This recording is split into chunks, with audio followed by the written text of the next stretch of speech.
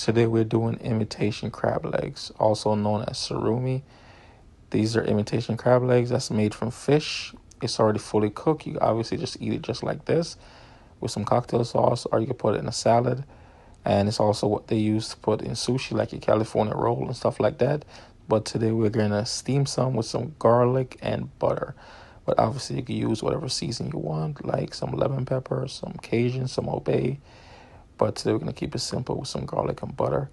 And you want to steam it ideally for like 5 to 7 minutes, no longer, because it's gonna fall apart and it might get a little chewy.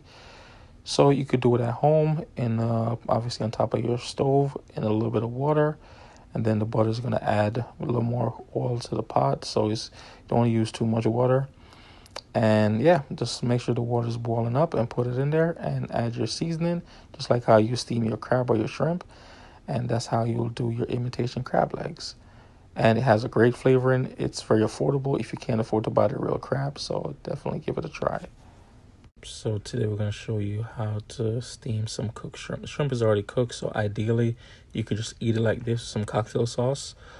Or you could steam it, but don't steam it for more than 5 to 7 minutes, or else it's going to get really rubbery. So just some boiling water and just drop your seasoning in it. Not too much water, probably just a cup, or depends how much shrimp you're using, just to make sure it's covered.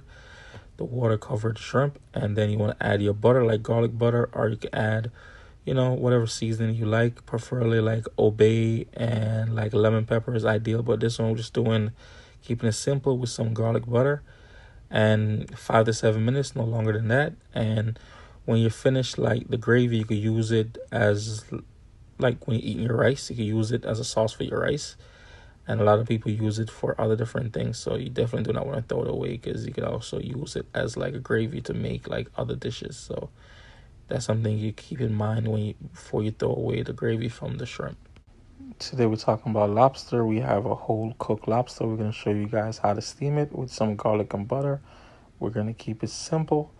And pretty much one of the benefits of buying already cooked lobster, it's a lot cheaper than buying the raw one. And it's easier to cook because obviously you're just going to warm it up when you get home. So you just want to get a pot of boiling water and just drop it in there for 5 to 7 minutes with your seasoning. And you're obviously just trying to warm it up. You don't want to do it for more than 5 to 7 minutes, because obviously you don't want to overcook the meat because it's already cooked. So you just want to warm it up with your seasoning just to get the flavor in. So we're just using garlic and butter. Keep it simple, but obviously you can use other seasoning that you would like. And that's kind of how it looks after you finish. So you just want to keep it simple. And you could use something we call it juice to season your rice and other things that you're cooking at that moment. And it does have a great flavor if you eat it with rice.